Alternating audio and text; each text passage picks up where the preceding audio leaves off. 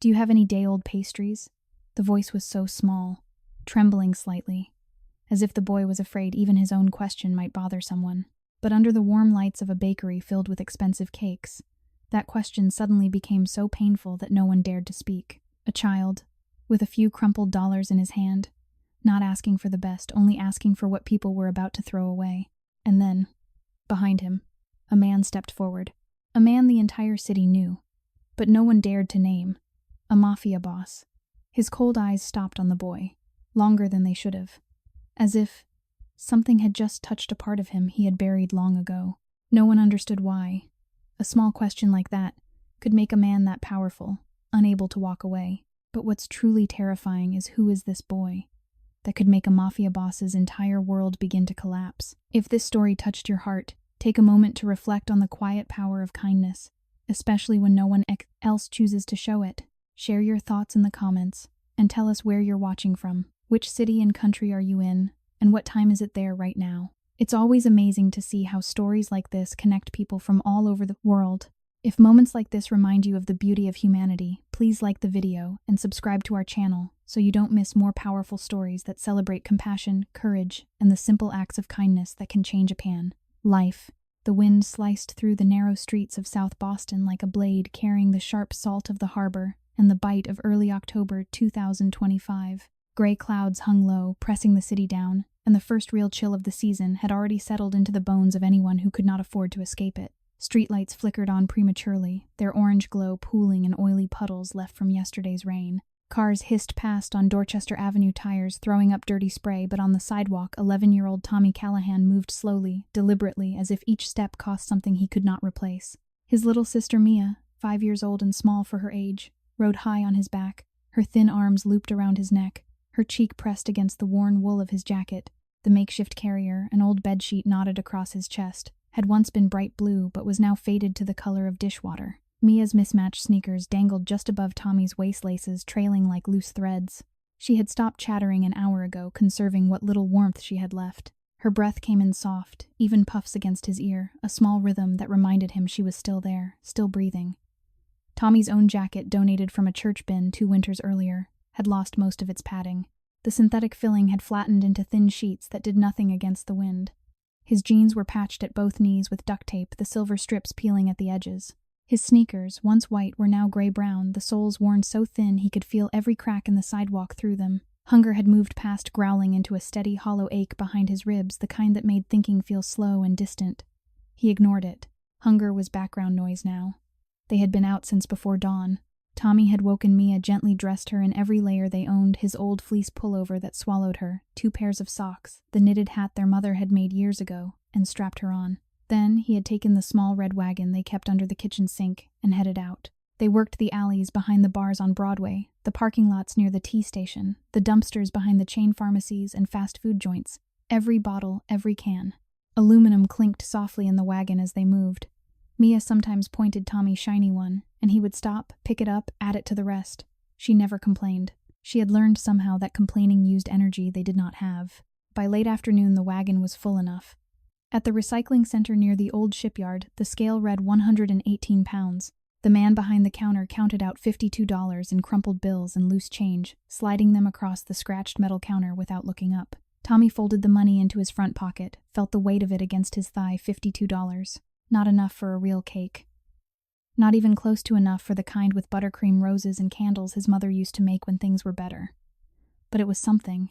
His mother's birthday was today. Sarah Callahan turned 42 in the dim back bedroom of their 3rd-floor walk-up on East Broadway. She had not left that room in months, except to use the bathroom, leaning heavily on the wall, moving one careful step at a time.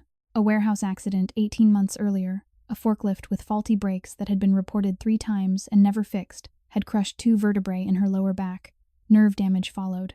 The pain came in waves that stole her breath and left her sweating through her clothes even in winter. The warehouse's insurance carrier had denied her claim within 90 days, citing a pre-existing condition she had never had. Sarah had the old medical records to prove it stacked in a shoebox under the bed, but proving it meant lawyers, and lawyers meant money they did not have. Before the accident, Sarah had worked double shifts, loading trucks, come home, smelling of diesel and cardboard, still found time to braid Mia's hair and read to Tommy from library books. She had been the kind of mother who remembered small things, favorite snacks the way Tommy liked his grilled cheese cut into triangles. After the accident, she had tried to keep being that mother from bed, whispering instructions for meals, praising Tommy's report cards, singing lullabies to Mia when the pain let her. But the free clinic could not always provide her pain medication. Some months they chose between her pills and groceries. Sarah never complained. She simply grew quieter, thinner, the lines around her eyes deepening like cracks in dry earth. Tommy had not told her how bad the money situation had become. He had not told her the electric bill was 2 months behind, that the landlord had left another notice taped to the door, that the heat had been turned down to 55 degrees to save what little they had left. He had not told her he sometimes skipped lunch at school so Mia could have the last of the peanut butter. Those things were his to carry. He was 11. He had been carrying them for a long time. Now, with $52 burning a hole in his pocket, and the sky turning the color of wet concrete, Tommy turned toward Moretti's diner on the corner of East Broadway and L Street. The diner belonged to Vincent Moretti, though most people in the neighborhood knew better than to say that out loud. To the public, it was just a family-owned place, serving strong coffee and decent meatballs. To those who knew, it was one of the quiet fronts for the man who ran much of South Boston's shadows. Tommy pushed open the heavy glass door. A bell jingled softly. Warm air rushed out, thick with the smell of frying onions, garlic, and fresh bread. It hit him like a wave, dizzying, making his stomach clench. Mia stirred against his back, making a small wondering sound as the heat reached her face. Inside, the diner was half-full construction workers in Carhartt jackets, a couple of older men reading the Herald at the counter, a waitress wiping down booths with a rag. Heads turned briefly at the sight of the boy and the toddler on his back, snow melting off their shoulders onto the black and white tile floor. Then eyes slid away, the quick, practiced motion of people who had decided not to see. Tommy stood just inside the door, shifting Mia's weight. His heart beat hard against his ribs.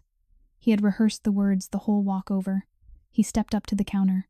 The man behind it, mid-50s, thick arms, white apron, stained with sauce, looked up from pouring coffee. "Can I help you, kid?" Tommy's voice came out quieter than he wanted. He cleared his throat.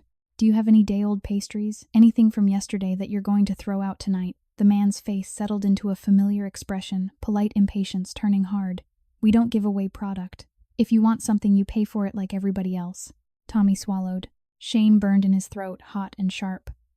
"I have $52, he said, pulling the bills and coins from his pocket, holding them out on his open palm. "I know it's not enough for a whole cake, but if it was going to be thrown away anyway, it's my mom's birthday. She's sick. I thought maybe." The man crossed his arms. "We don't do day old. No discount shelf. Try the convenience store down the block. They got snack cakes." Mia lifted her head from Tommy's shoulder, regarding the man with wide, serious eyes. She did not speak. She simply looked. Tommy closed his fingers around the money. "Okay," he said softly. One word. No argument. He had learned long ago that arguing rarely helped and always cost more than it gave. He turned toward the door. From the back booth near the window, a voice cut through the low hum of conversation, deep, unhurried, carrying the quiet authority of someone who was never ignored. "Hold on a minute, son." Tommy stopped. Every muscle in his body tensed. A man rose from the booth. Tall, late 50s, fair-skinned silver, threading through dark hair, combed back neatly. He wore a charcoal overcoat tailored to his frame, dark wool scarf, draped over one shoulder, leather gloves resting on the table beside an untouched cup of coffee gone cold. Vincent Moretti, his eyes dark, still shadowed by something heavier than age, fixed on Tommy. Then on Mia, who peered over her brother's shoulder with the open curiosity only very small children still possessed. Vincent stepped forward, slowly, deliberately. The diner had gone quieter, conversations dropping to murmurs. No one stared outright, but everyone felt the shift in the air. "You said it's your mother's birthday," Vincent said. His voice was low measured, the kind that made people listen even when he spoke softly. Tommy nodded once. "Yes, sir." "How old is she?" 42. Vincent glanced at Mia again. The little girl tilted her head, studying him as though deciding whether he was safe. She did not smile. She simply watched. Vincent turned to the counterman. "I'll take the tiramisu in the case. The large one." The counterman blinked. "That's for the Rossi party tonight. Custom order." Vincent reached into his coat, withdrew a slim leather wallet, counted out several crisp hundreds, and laid them on the counter. "I'll cover the replacement. Whatever it costs to remake theirs and deliver it. Consider the difference an inconvenience fee." The counterman looked at the money, then at Tommy and Mia, then back at Vincent. His shoulders lowered a fraction. 5 minutes, he said. Tommy stood frozen, the money still clenched in his fist. "Sir," he whispered, "you don't have to. I only asked for something they were throwing out." Vincent crouched slowly, knees protesting after too many years, but he went down anyway until he was eye level with the boy. "What's your name, Tommy Callahan?" "I'm Vincent." He extended a hand. Tommy hesitated, then shook it. Firm grip the way he had practiced with teachers and landlords. Vincent looked at Mia. She leaned forward slightly, one small hand still clutching Tommy's collar. "Hello, little one." Mia considered him for a long moment. "Hi," she said softly. Vincent's chest tightened, something sharp, unexpected, like a crack forming in old concrete. He had not felt anything like it in years. He rose but did not step away. "Tommy," he said, "have you and your sister eaten today?" Tommy's eyes dropped to the floor. "No, sir. We were busy." Mia made a small sound against his neck. Not a word, just the quiet announcement of hunger. Vincent felt it like a blow. "Would you let me buy you dinner? Something hot. Right here. No strings." Tommy's gaze flicked to the door, then back. Calculation moved behind his eyes, not distrust exactly, but the careful weighing of every offer against its possible cost. "Okay," he said finally, "but can we bring something back for my mom? She hasn't eaten much today. Bad days make it hard for her to get to the kitchen." Vincent looked at this boy who had spent the day pulling a wagon through the cold, carrying his sister, scraping together $52, and whose first thought was still his mother. "We'll bring her enough for a week," Vincent said quietly. "I promise." Inside his chest, something long buried, shifted guilt, remorse, a violent ache he had carried since the night he lost his own family years ago, in a crash he could never forgive himself for. He had built walls of power and silence to keep the pain out. Now looking at this child and his sister, those walls trembled. He did not know yet that Tommy was his son, but something in him already knew he would never walk away. The bell above the door had barely stopped jingling when the warmth inside Moretti's diner wrapped around Tommy like a blanket he did not trust. The scent of simmering marinara and fresh-baked bread rolled over him in waves so rich it made his head swim. Fluorescent lights hummed overhead, casting a soft yellow glow across red vinyl booths, and checkered floors worn smooth by decades of footsteps. A jukebox in the corner played something old and Italian, low strings, a woman's voice singing about lost summers while steam rose from the espresso machine in lazy curls. Tommy stood, rooted just inside the threshold, one hand steadying Mia on his back, the other still clutching the $52 in a tight fist. Melted snow dripped from his sneakers in dark patterns on the tile. Customers glanced up, quick, curious flickers, then returned to their plates. No one stared long. In South Boston, people learned early not to linger on strangers' pain. Behind the counter, the man in the sauce-stained apron, Tony, according to the name tag, wiped his hands on a towel and fixed Tommy with the look reserved for kids who wandered in asking for free refills or bathroom keys. "Can I help you, kid?" Tommy swallowed once, the rehearsed words rising like stones in his throat. "Do you have any day-old pastries? Anything from yesterday that you're going to throw out tonight?" Tony's eyebrows lifted a fraction, then settled into something harder. "We don't give away product. If you want something, you pay for it like everybody else." The words landed like slaps, quiet, matter-of-fact, final. Tommy felt heat crawl up his neck. Shame tasted metallic on his tongue. "I have $52, he said, opening his palm to show the small stack of bills and coins. His voice stayed level the way he practiced when talking to landlords or teachers. "I know it's not enough for a whole cake, but if it was going to be thrown away anyway. It's my mom's birthday. She's sick. I thought maybe—" Tony crossed thick arms over his chest. "We don't do day-old. No discount shelf. Try the convenience store down the block. They got snack cakes for $1. Mia lifted her head from Tommy's shoulder.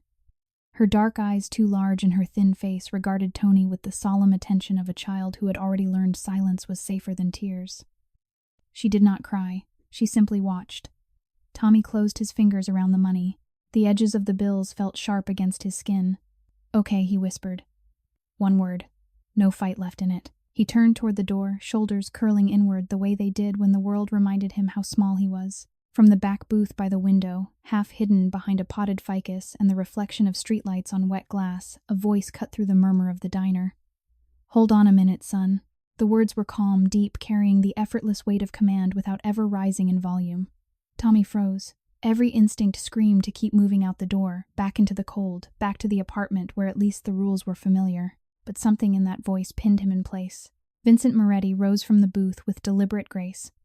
Late 50s, tall, broad-shouldered beneath the charcoal overcoat that cost more than Sarah Callahan earned in 3 months before the accident. Fair skin, silver at the temples, dark eyes that had seen too much and revealed almost nothing. A heavy gold watch glinted at his cuff as he set down his coffee cup black, untouched, gone cold hours ago. He moved like a man who had never once hurried for anyone. The diner quieted further. Forks paused midair. Conversations dropped to whispers. Even Tony straightened behind the counter. Vincent stopped a few paces from Tommy Gaze, moving first to the boy's patched jacket, then to the small face peering over his shoulder. Mia blinked at him, unafraid in the way only very young children can be curious, assessing open. "You said it's your mother's birthday," Vincent said quietly. Tommy nodded once. "Yes, sir. How old is she?" 42. Vincent's eyes flicked to Mia again. She tilted her head, studying him right back. He turned to Tony. "I'll take the tiramisu in the case. The large one." Tony blinked. "That's for the Rossi party tonight. Custom. 3 tiers, special order." Vincent reached inside his coat. A slim black leather wallet appeared. He counted out 6 crisp $100 bills, laid them on the counter with the same calm precision he might use to sign a contract. "I'll cover the replacement, whatever it costs to remake theirs and deliver it tonight. Consider the difference an inconvenience fee." Tony stared at the money, then at Tommy and Mia, then back at Vincent. His shoulders came down slowly. 5 minutes, he said. Tommy stood motionless, breath shallow. The $52 felt suddenly ridiculous in his hand, small, dirty, useless. "Sir," he said, voice barely above a whisper, "you don't have to. I only asked for something they were throwing out." Vincent crouched, knees creaking faintly after too many years, carrying weight no one else could see. He brought himself down until his eyes were level with Tommy's. "What's your name, Tommy Callahan?" A pause. Vincent extended his hand. "I'm Vincent." Tommy hesitated, only a heartbeat, then shook it. Firm grip. Steady. The way adults expected. Vincent looked at Mia. She leaned forward slightly, one small mitten still clutching Tommy's collar. "Hello, little one." Mia studied him for a long moment. "Hi," she said softly. Her voice was small, polite, the way Sarah had taught her to speak to grown-ups. Vincent felt it then, sharp, sudden, like a blade sliding between ribs. Something long sealed inside him cracked open. Guilt, remorse. A violent tearing ache that had lived in his chest since the night 15 years ago, when his wife and infant daughter never made it home from the hospital. A drunk driver. A red light ignored. Vincent had been working late, always working late. He had never forgiven himself, never allowed anyone close enough to see the wreckage. Power had become armor. Silence had become sanctuary. Now this boy, thin, resolute, carrying his sister through a Boston October like it was his only job, looked at him with eyes too old for 11. And the little girl on his back regarded him without fear. Vincent rose slowly. The movement cost him. Not physically. Something deeper. "Tommy," he said, "have you and your sister eaten today?" Tommy's gaze dropped to the floor. Shame flickered across his face, quick practiced. "No, sir. We were busy." Mia made a small sound against his neck. Not words, just hunger announcing itself. Vincent felt the sound like a fist to the sternum. His own hunger of a different, older kind stirred beneath layers of control he had spent decades perfecting. "Would you let me buy you dinner?" he asked. "Something hot, right here. No strings." Tommy's eyes lifted.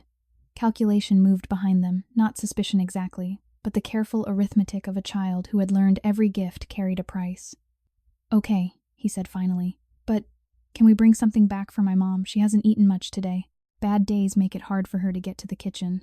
Vincent looked at this boy who had spent hours in the wind, pulling a wagon of cans, carrying his sister, scraping together $52, and whose first thought after warmth and food was still his mother. The ache in Vincent's chest sharpened into something almost unbearable. "We'll bring her enough for a week," he said quietly. "I promise." Outside, across the street, 2 men in dark jackets lingered near a black SUV. One spoke into a phone, eyes flicking toward the diner windows. Vincent noticed them without turning his head. Arrival crew, Russo's people testing boundaries again. He had blocked their latest shipment through the port last week. They were watching, waiting for weakness. Vincent felt the familiar cold coil of readiness settle in his spine. But tonight, for the first time in years, the readiness felt secondary. Secondary to the boy in front of him. Secondary to the small hand still clutching Tommy's collar. He straightened his coat. "Come sit," he said. "We'll order. Then we'll talk about getting food home to your mother." Tommy hesitated one last time, then nodded.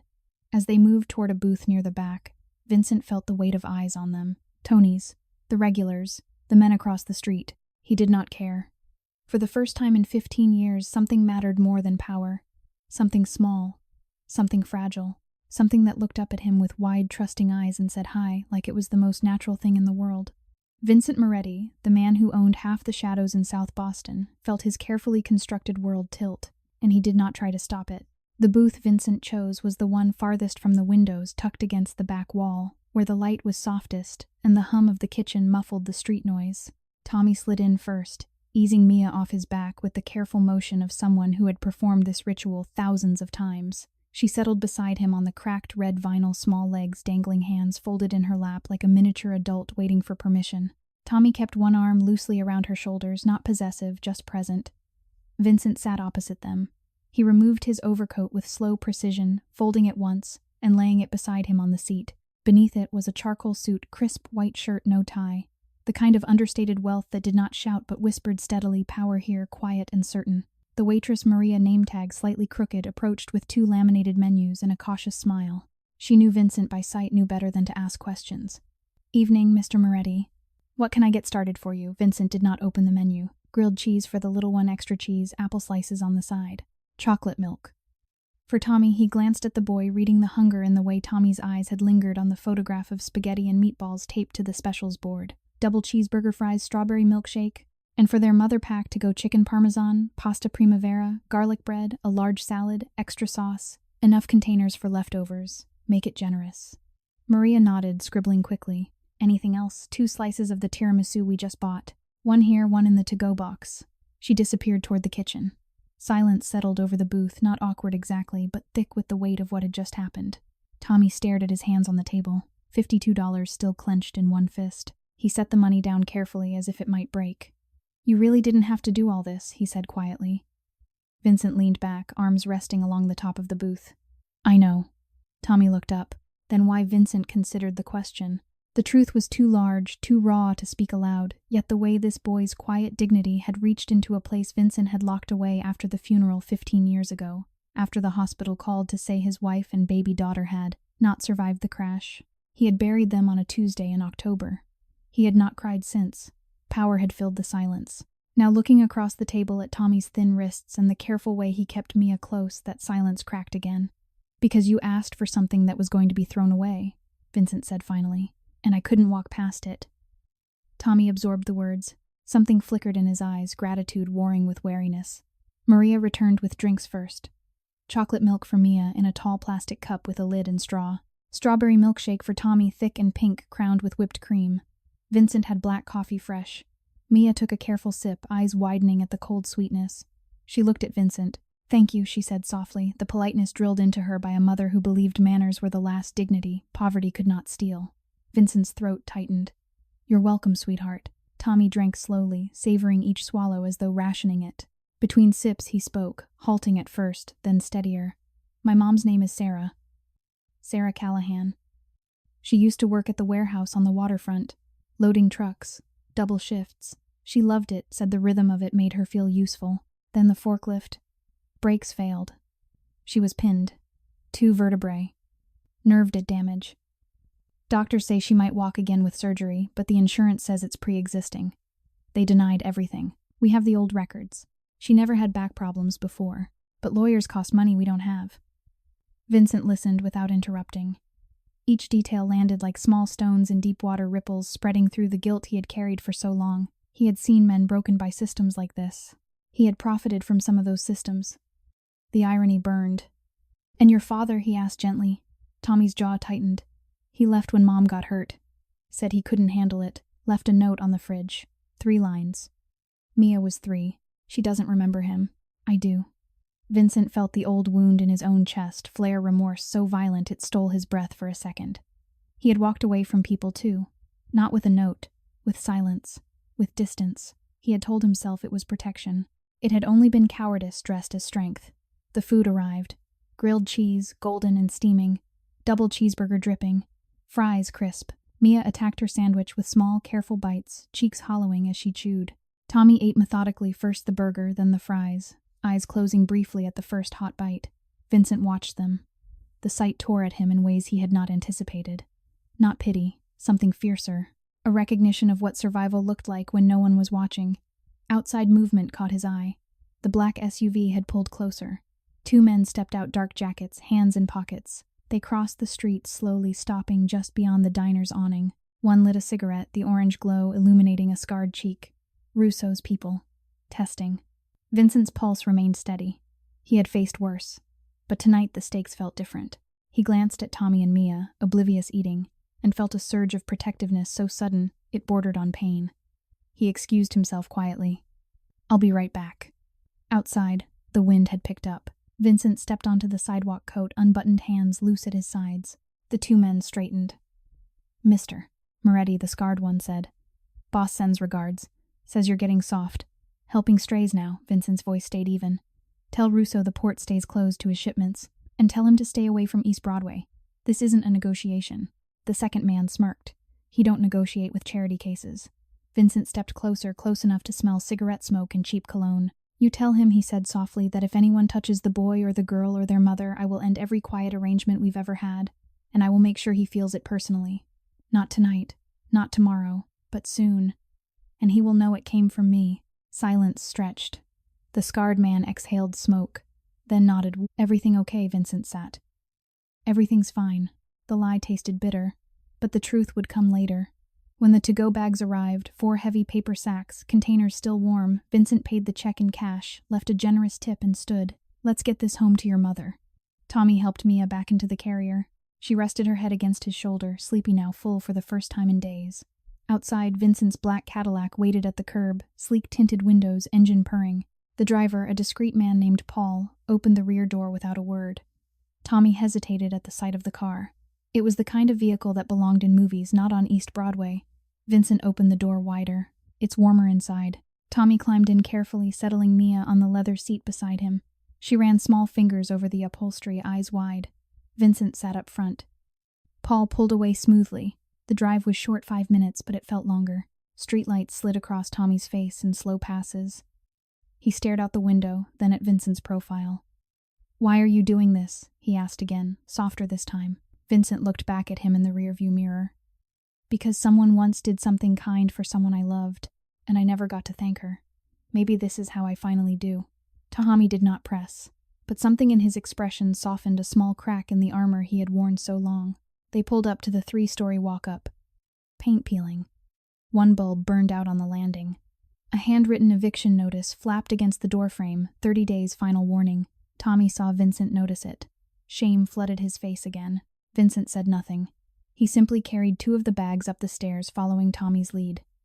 At the 3rd floor door, number 307, Tommy knocked softly. Mom, it's me. I brought dinner. And someone. Inside silence.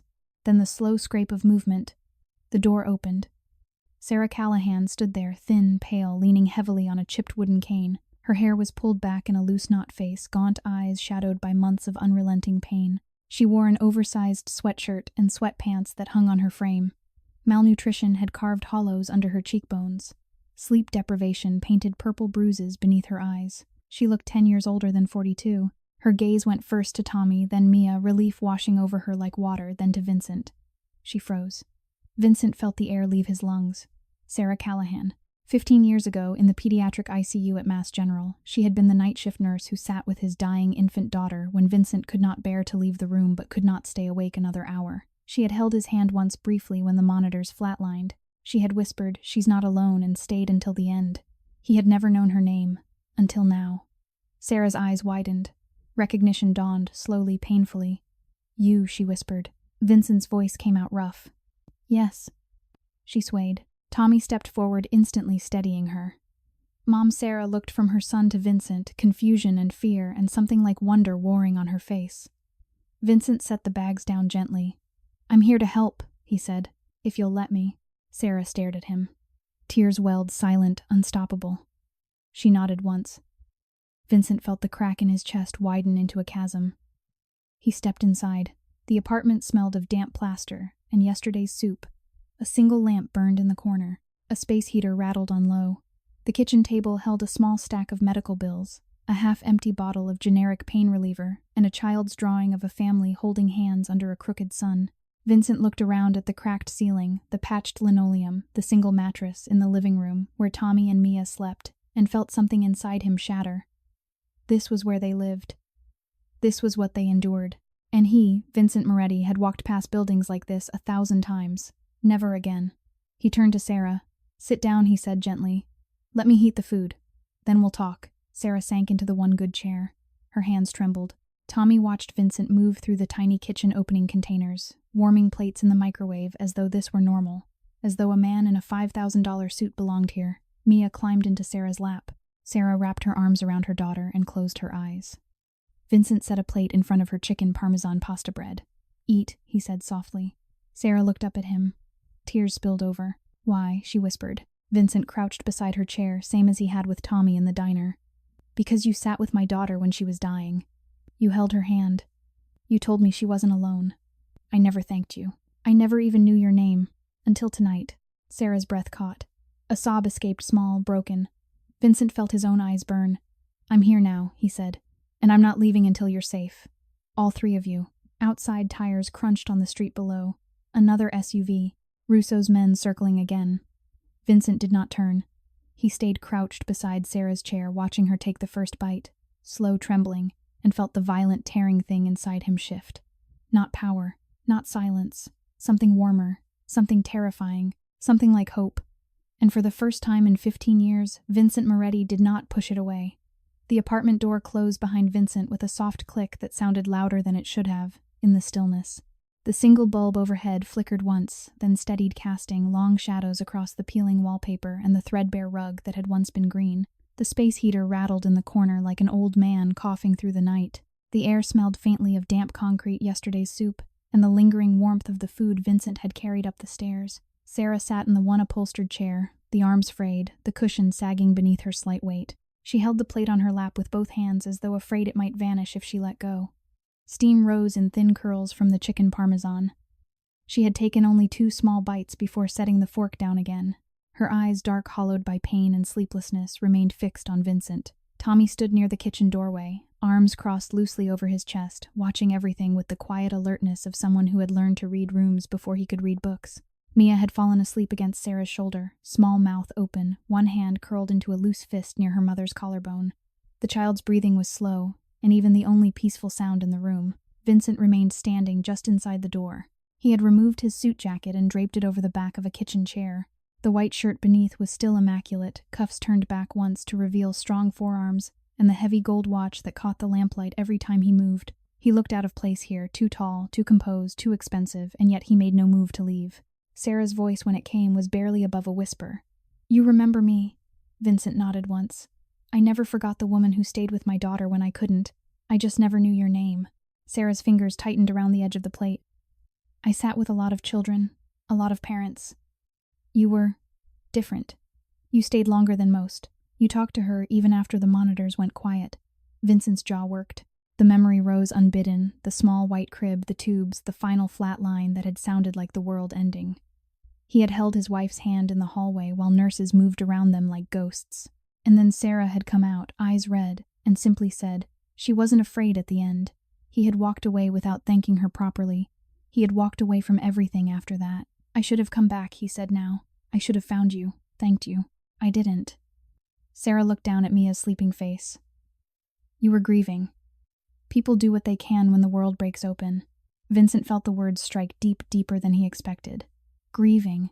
Yes, 15 years of it. 15 years of building walls of money and influence in silence, so the grief could not reach him again. And now here he stood in a third-floor walk-up that smelled of mildew and desperation, feeling every crack in those walls widen.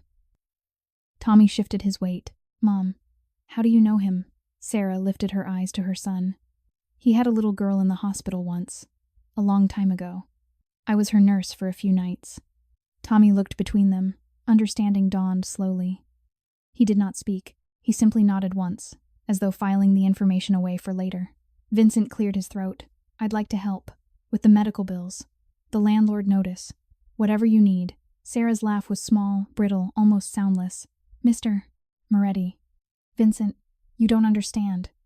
We've been fighting this for 18 months. The insurance company has lawyers. We have a shoebox of papers and a free legal aid appointment that's 6 weeks out. They'll drag it out until we give up. That's how it works." Vincent's voice stayed calm. "I know how it works. I've seen it from the other side." Sarah studied him. Fear flickered in her eyes, fear of hope, fear of trusting, fear of what this man's help might cost. "And what do you want in return?" Vincent crouched slowly in front of her chair again, same motion he had used with Tommy in the diner. He met her gaze steadily. "Nothing," he said. "I want to repay a kindness I never repaid. That's all." Sarah's breath hitched. Tears welled again, but she blinked them back. "People don't do things for nothing. Not in this neighborhood. Not in this city." Vincent did not flinch. I'm not most people. Silence stretched. The space heater clicked off, then on again. Outside, a car horn blared, once sharp, impatient.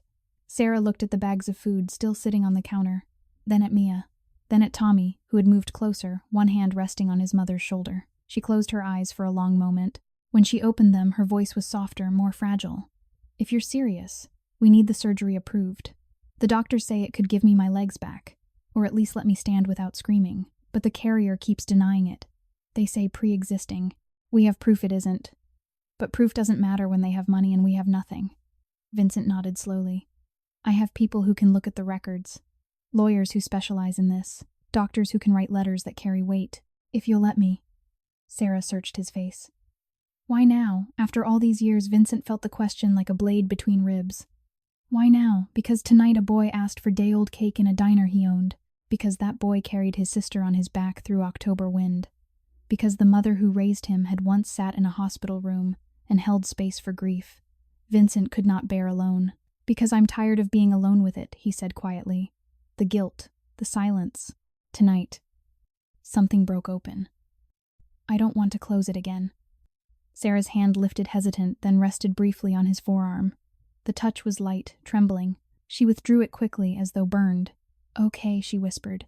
Okay. Vincent exhaled, a sound he had not realized he was holding. Tommy spoke, then voice steady despite the tremor beneath it. We'll show you the papers. Everything's in the shoebox under the bed. Vincent rose. I'll look tonight, make some calls tomorrow. He moved to the small bedroom doorway. The bed was narrow, neatly made with a faded quilt. Beneath it, a cardboard shoebox, once white, now gray, waited. He knelt, pulled it out, lifted the lid. Medical records, denial letters, maintenance reports on the forklift, 3 separate requests ignored over 7 months. Photographs of Sarah in the hospital, thin, pale eyes glassy with pain. A single Polaroid of Tommy and Mia as toddlers clinging to their mother's legs on a sunny day that felt like another life. Vincent's fingers trembled as he read. Not from cold, from rage, cold, contained, precise. Rage at a system that crushed people like Sarah. Rage at himself for profiting from shadows while people like her bled in the light. He closed the box gently. Stood. I'll take digital copies if you have them. Or photographs. Whatever's easiest. Sarah nodded. Tommy fetched an old phone screen, cracked battery at 8%, and began photographing pages one by one. While he worked, Vincent stepped to the window. Outside, the black SUV had returned, parked across the street now, engine idling, 2 men visible in the front seats. Vincent's jaw tightened. He pulled out his own phone, sleek, encrypted, and sent a single text. Paul. Extra eyes on East Broadway. 3:07. Tonight through tomorrow. No contact. Just presence. He pocketed the phone. Tommy finished. Handed the device to Vincent. They're all there. Vincent took it carefully. Their fingers brushed brief accidental. Tommy did not pull away. Vincent looked at the boy, really looked. Dark hair falling over his forehead. Eyes the same shape as... The thought struck like lightning. He stared. The jawline. The way the hair grew. The quiet intensity behind the caution. 15 years ago. A brief relationship with a young nurse named Sarah Callahan, before he married, before the world narrowed to power and loss. She had ended it gently when she saw the life he was choosing. He had walked away. She had never told him she was pregnant. Vincent felt the room tilt. Numbness spread from his chest, outward, violent, disorienting. His knees threatened to buckle. He gripped the windowsill. Sarah noticed. Vincent. He turned slowly, looked at Tommy again, then at Sarah. The truth rose in his throat, choking, undeniable. Tommy, he said, voice rough. How old are you exactly? 11? I'll be 12 in January. January. 15 years ago. The math aligned with brutal precision. Vincent's vision blurred at the edges. He forced himself to breathe. Sarah saw it, the shock, the dawning realization, her own face drained of color. Vincent. Her voice cracked. He looked at her, really looked. Saw the fear there. The hope. The exhaustion of carrying a secret alone for more than a decade. Is he... Sarah's tears fell freely now. She nodded once. Vincent staggered back 1 step. The wall caught him. Tommy looked between them. Confusion gave way to understanding. His eyes widened. You're... Vincent could not speak. The room spun. Guilt, old familiar, crashed over him in a wave so violent it stole his breath. He had left her. Left them. Built an empire on shadows while his own blood scraped cans from alleys. He sank to one knee slowly, deliberately, until he was level with Tommy. "I didn't know," he whispered. "I swear to you, I didn't know." Tommy stared at him. Tears welled, silent, unstoppable. Vincent reached out hesitant, then rested one hand on the boy's shoulder. "I'm here now," he said again. The words felt inadequate. They were all he had. Tommy did not pull away. Outside, the SUV's engine revved once, low, threatening. Vincent rose, turned to Sarah. "I will fix this," he said, voice low. "Certain. All of it. The insurance, the landlord, the threats outside, everything." Sarah looked at him, fearful, hopeful, broken open. Vincent felt the violent tearing inside him reach a new pitch. Not just remorse now. Love, fierce, protective burning for the woman who had raised his son alone. For the boy who had carried his sister through cold streets. For the little girl asleep against her mother's chest. He turned to the door. "I have to make some calls. I'll be back in the morning. With answers. With protection." Sarah nodded, small, trembling. Vincent paused at the threshold. Looked back at them. His family, though the words still felt too large, too fragile. "I'm not leaving you again," he said. Then he stepped into the hallway. The door closed. Outside the night waited, cold, dark, full of enemies. But Vincent Moretti walked down the stairs with something new, burning in his chest. Purpose. And for the first time in 15 years, the silence inside him had a voice. It said protect them. And he would. No matter the cost. The next morning arrived gray and heavy, the kind of October dawn in South Boston that promised rain, but withheld it, letting the damp chill seep deeper into bones already tired from the night before. Vincent returned at 7:15 exactly, carrying 2 large paper bags from the bakery on L Street, fresh coffee in thermal cups, cinnamon rolls still warm, a small carton of orange juice, and a separate insulated bag containing Sarah's pain medication refilled at a private pharmacy that did not ask questions about insurance. He knocked softly 3 measured taps, then waited. Inside, footsteps shuffled. The lock turned. Tommy opened the door, eyes puffy from a night of broken sleep on the living room mattress, hair standing up in uneven spikes. Vincent offered a small, careful smile. "Good morning." Tommy stepped aside without a word. Vincent entered, set the bags on the kitchen counter, and removed his coat.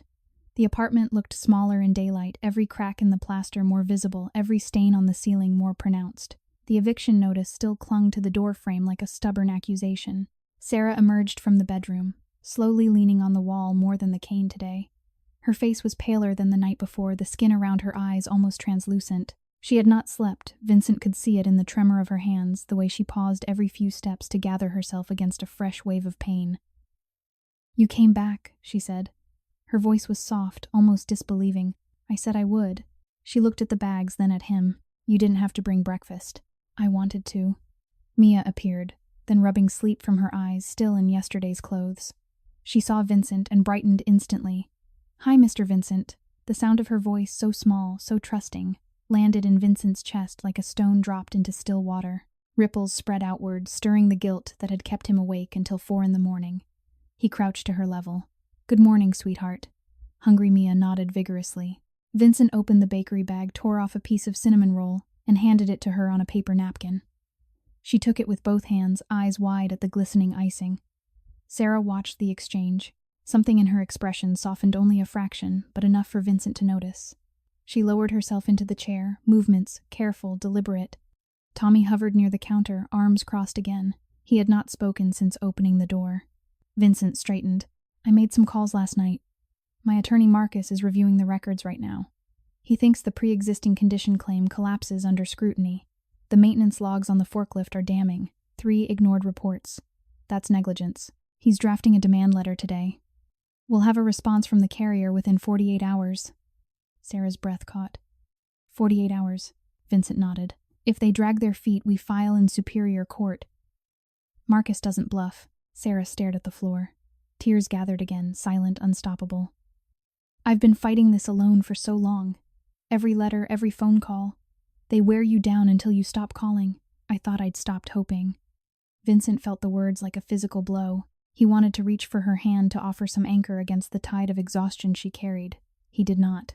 Instead, he said quietly, "You don't have to fight alone anymore." Tommy spoke, then voice low controlled.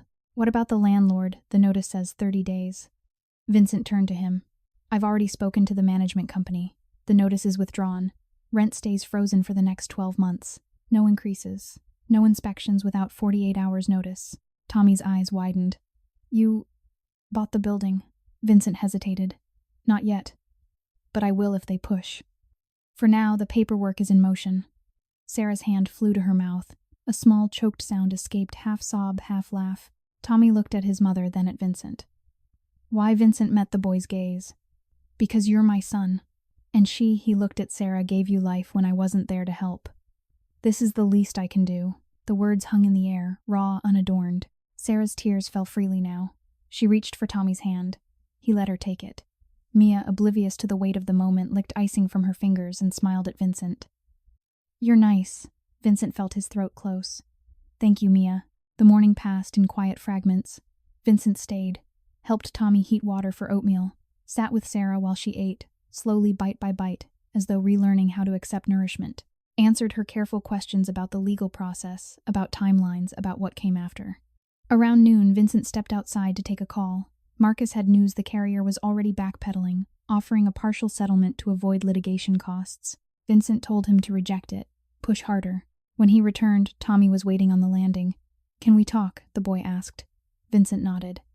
They sat on the top step, cold concrete under them, the hallway light buzzing overhead. Tommy stared at his sneakers. I don't know what to call you. Vincent exhaled slowly. You don't have to call me anything yet. Or ever if you don't want to. I'm here because I want to be, not because I expect anything. Tommy looked up. Mom cried last night, after you left. She thought I was asleep. She kept saying, he came back. Over and over. Vincent's chest ached sharp, unrelenting. I should have come back sooner. Tommy shrugged, one shoulder small-guarded.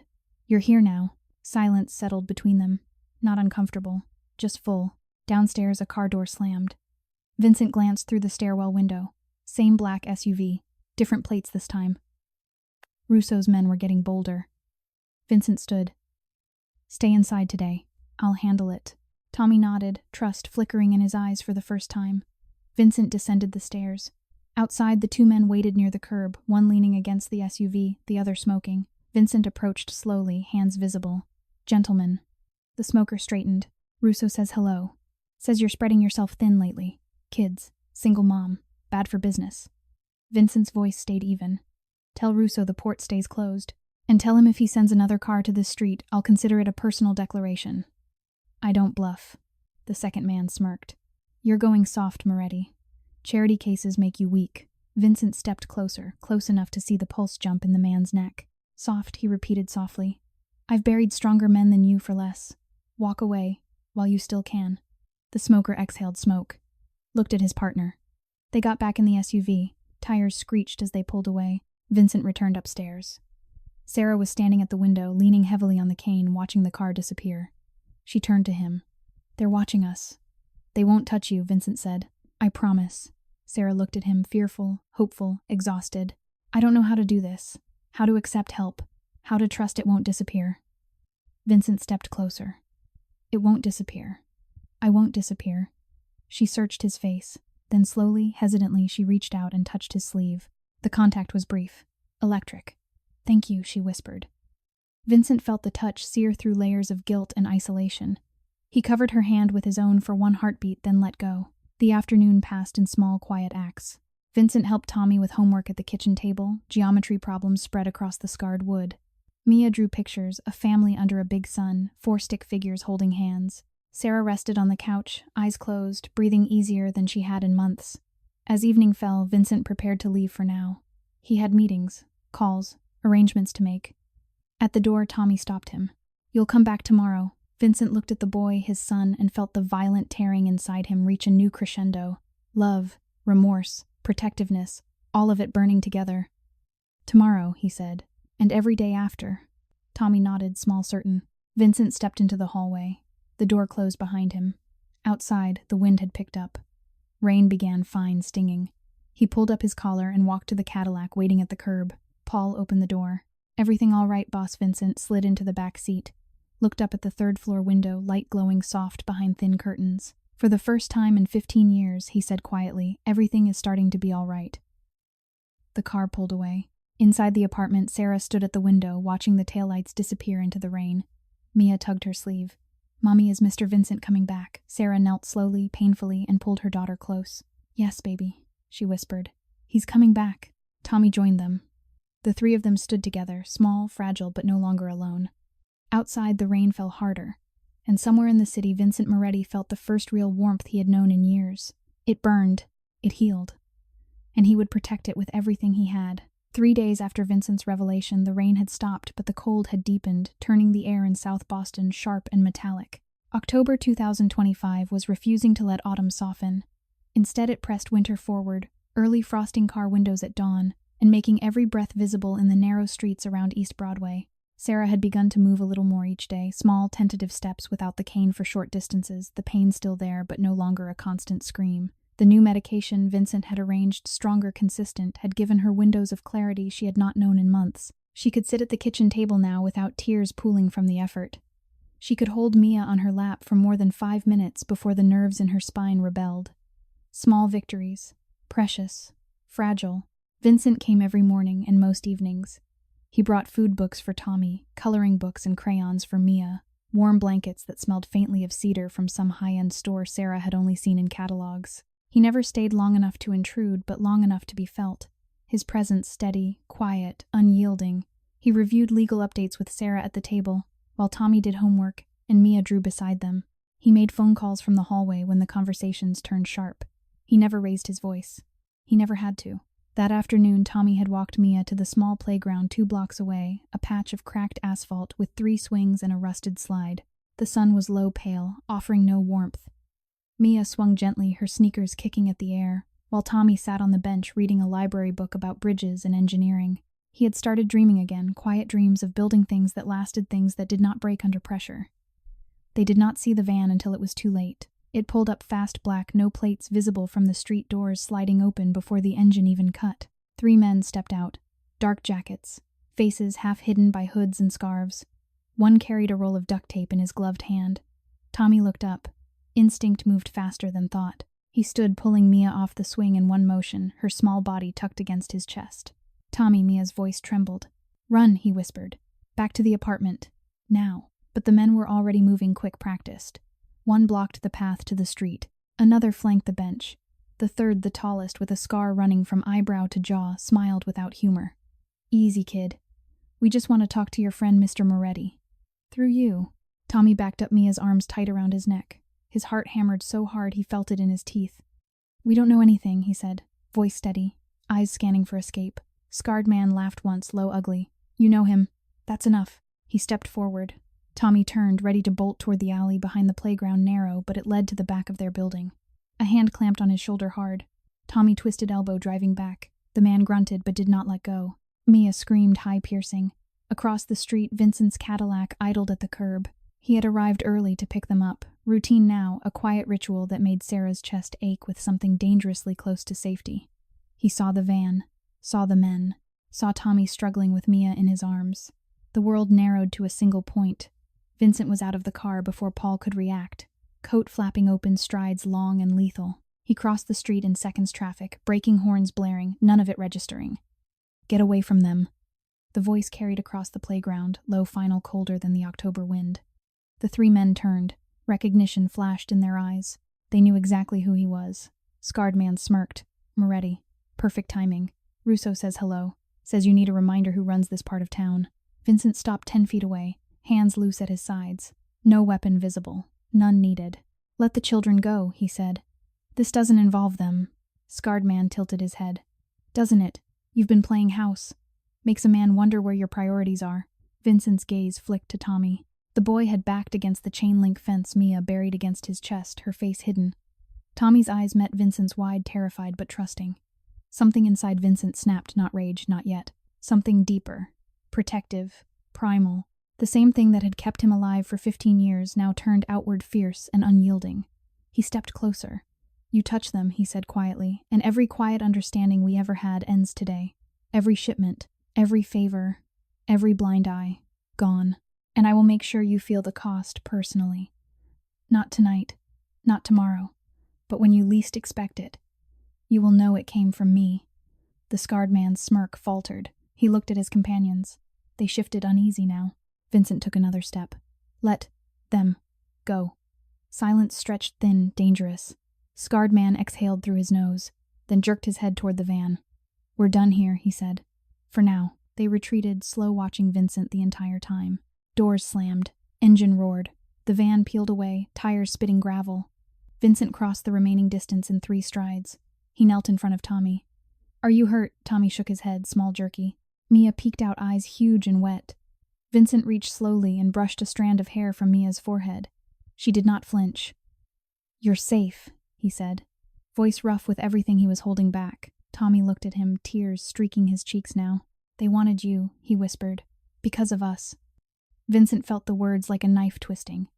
Guilt, old familiar, crashed against the new burning need to protect. Violent conflict tore through him. The life he had built demanded distance, silence, power without attachment. And yet here, kneeling on cracked asphalt in a playground, he could not walk away. He pulled both children close, careful, gentle, one arm around Tommy's shoulders, the other cradling Mia against his chest. She clung instantly, small hands fisting in his shirt. Vincent closed his eyes for one heartbeat, felt their warmth, felt their fear, felt his own heart ripping open wider than it had in 15 years. "I'm sorry," he whispered. "I'm so sorry." Tommy leaned into him, small, trembling. "You came."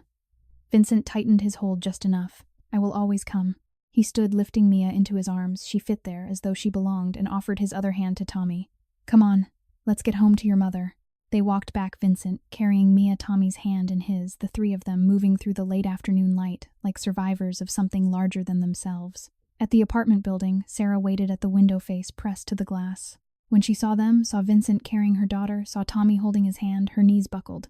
She caught herself on the sill, breath coming in sharp gasps. They climbed the stairs. Sarah opened the door before they reached it. Mia reached for her mother. Vincent transferred her gently, careful of Sarah's back. Sarah took her daughter and pulled Tommy close with her free arm. The 3 of them stood in the doorway, shaking, clinging. Sarah looked at Vincent over their heads. Tears streamed down her face, silent, endless. "They tried to take them," she whispered. Horror, fear, fury, all of it raw in her voice. Vincent stepped inside, closed the door, locked it. "They won't try again," he said, voice low, certain, deadly calm. Sarah searched his face, saw the storm behind his eyes, the guilt, the rage, the fierce protective love that had been building since the moment he first heard Tommy ask for day-old cake. She reached out, trembling, and touched his cheek. Just once, brief, grateful. Vincent covered her hand with his own. Held it there. "I will end this," he said quietly. "No one will touch your children again. No one will touch you." Sarah nodded, small, broken open. Mia lifted her head from Sarah's shoulder. "Mr. Vincent saved us," she said simply. Vincent felt the words sear through him, hot, healing, unbearable. He looked at Sarah, really looked, saw the thinness of her wrists, the hollows under her eyes, the way she still leaned slightly to one side against the pain. Saw the woman who had raised his son alone, saw the woman who had once sat with his dying daughter and offered comfort he could not give. Love, fierce, protective, consuming, burned through every layer of remorse and isolation he had built. He did not speak it. He did not need to. Instead, he said softly, "Let me stay tonight, just to make sure." Sarah nodded again, tears falling faster now. Vincent moved to the window, looked down at the street. Another car idled across the way, different model, same intent. He pulled out his phone, sent one message. "Paul, full detail on the building. Tonight, no gaps." Then he turned back to the family in the doorway, his family. Tommy stepped forward, wrapped his arms around Vincent's waist, brief, fierce.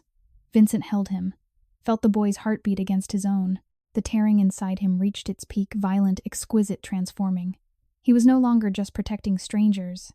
He was protecting his own. And nothing, not Russo, not the streets, not the past, would take them from him again. The apartment on East Broadway became a quiet fortress that night.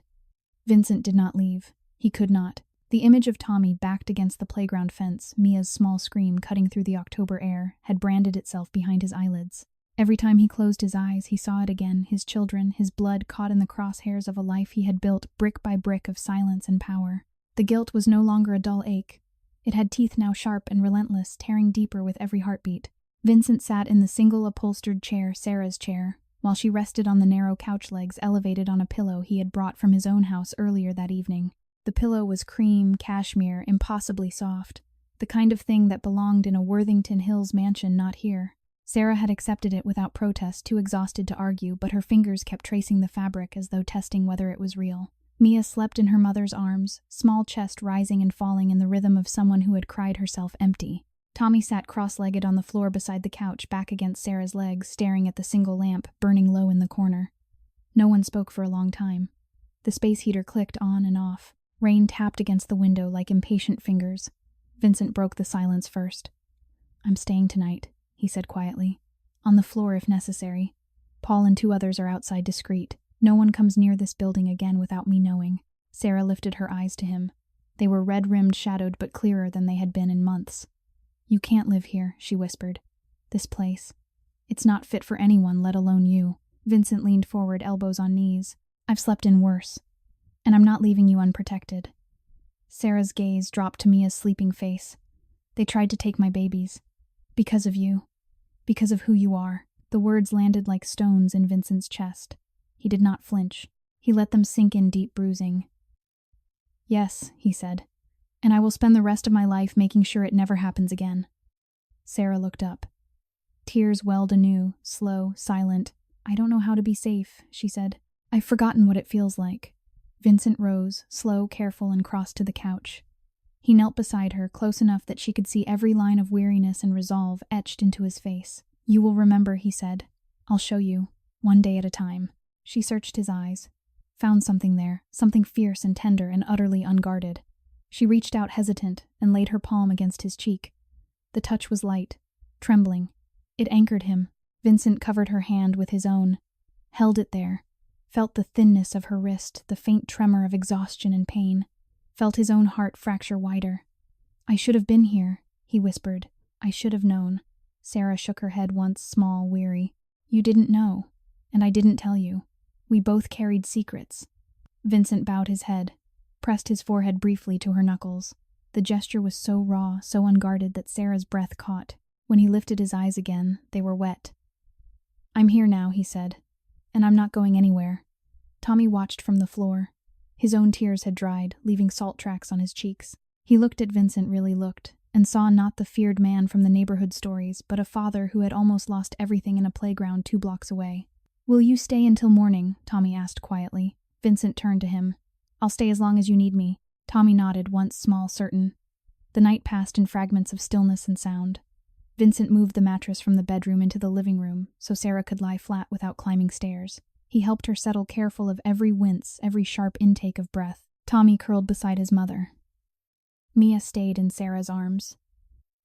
Vincent took the chair, did not sleep. Watched them breathe. Watched the rise and fall of small chests, the way Sarah's hand never left Mia's hair, even in sleep. Watched the woman who had carried his child alone through years of cold nights and colder rejections. The remorse was violent now, almost physical. It clawed at him from the inside, demanding penance he did not know how to give except through presence. At 3 a.m, Sarah stirred. Pain woke her sharp, sudden. She bit her lip to keep from crying out. Vincent was at her side, instantly, kneeling hand hovering, not touching until she reached for him. "It's bad tonight," she whispered. Vincent nodded. "Tell me what helps." She guided his hand to the small of her back, gentle pressure, steady warmth. He stayed there, kneeling on the worn rug, until her breathing eased, until her eyes closed again. He did not move. When dawn came, thin gray light filtering through threadbare curtains, Vincent was still in the same position. His knees ached. His back ached. None of it mattered. Sarah opened her eyes, saw him there, still watchful, exhausted but unyielding. Tears slipped down her temples into her hair. "You stayed," she whispered. Vincent's voice was rough from lack of sleep. "I told you I would." She reached for his hand, held it tightly. "Thank you." Vincent felt the words settle into the cracks inside him, warm, healing, unbearable. Tommy woke next. Saw Vincent still kneeling, saw his mother holding Vincent's hand. Something shifted in the boy's face, relief, wonder, the first fragile shoots of trust. Mia stirred, blinked up at Vincent. "You're still here," she said sleepily. Vincent managed a small smile. "Still here." The morning unfolded slowly. Vincent made coffee, strong black the way he liked it, but he poured Sarah a cup with milk and sugar because he had noticed she preferred it that way. He toasted bread on the ancient stove, spread peanut butter for Mia, cut an apple into thin slices for Sarah, small bites she could manage without too much effort. While they ate, Vincent's phone buzzed, silent, insistent.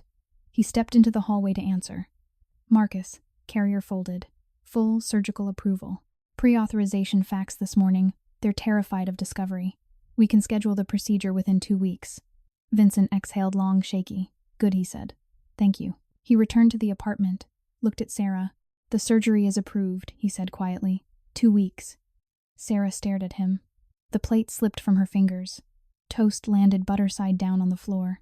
She covered her mouth with both hands. Tears spilled over her knuckles. Tommy stood so fast the chair scraped. He crossed to his mother, wrapped his arms around her. Mia climbed into Sarah's lap, careful, gentle, and hugged her neck. Vincent watched them, his family, holding each other in the thin morning light. The tearing inside him reached a new pitch, violent, exquisite, transforming. Love for Sarah, fierce, protective, consuming. Love for Tommy, the boy who had carried his sister through cold streets. Love for Mia, the little girl who trusted without question. He knelt beside the couch again. Sarah looked at him over her children's heads. I don't know how to thank you, she whispered. Vincent shook his head once. You already have. Every day you kept them safe. Every day you kept going. That's more than enough. Outside, a car engine started Paul, changing shift. Another vehicle took its place. Quiet, professional, unseen. Vincent rose, moved to the window, looked down. A different SUV idled across the street, same model, different plates. He felt the old cold coil of readiness settle in his spine. But this time it was different. This time he was not protecting territory. He was protecting home. He turned back to them. I have to step out for a few hours, he said. Business. But I'll be back before dark. Paul stays here. You're safe. Sarah nodded small, trusting. Tommy stood, walked to Vincent, looked up at him. Come back, he said simply. Vincent rested a hand on the boy's shoulder, firm, steady. I will. He left. Outside, the rain had started again, fine, relentless.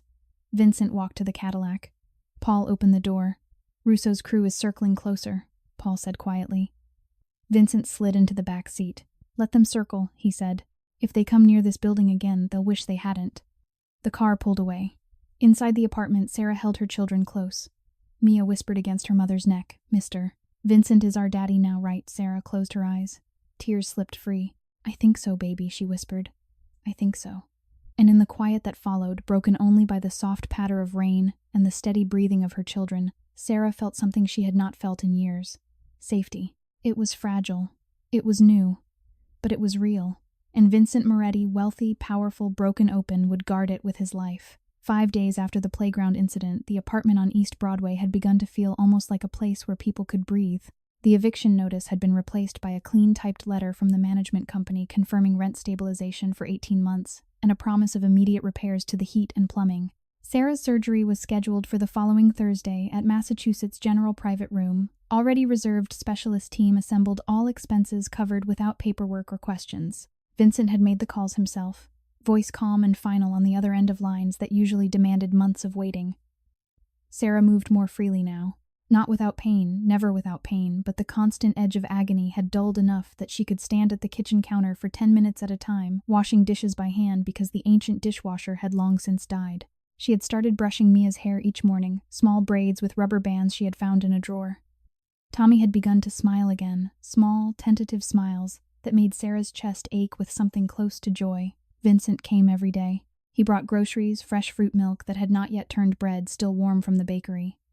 He brought books for Tommy, engineering texts, borrowed from a contact at MIT, picture books for Mia that smelled of new paper. He brought blankets, pillows, a small electric kettle so Sarah could make tea without bending to reach the stove. Each item arrived quietly, placed on the counter without fanfare, as though it were the most ordinary thing in the world.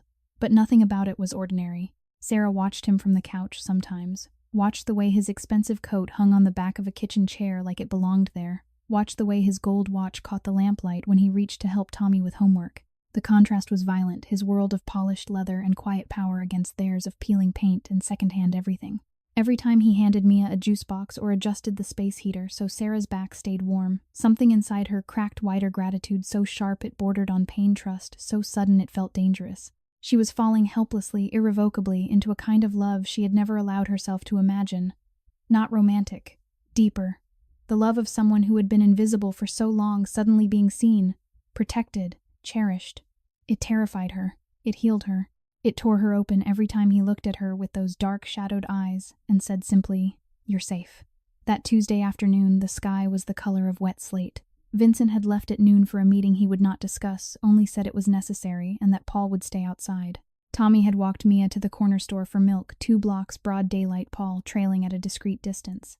Sarah stayed behind to rest, lying on the couch with a heating pad. Vincent had brought eyes closed against the ache in her spine. She did not hear the door open. She felt the shift in the air, first colder, sharper, then footsteps slow, deliberate, not Vincent's measured stride. Sarah opened her eyes. A man stood in the doorway, mid-40s, lean, expensive coat open over a black turtleneck.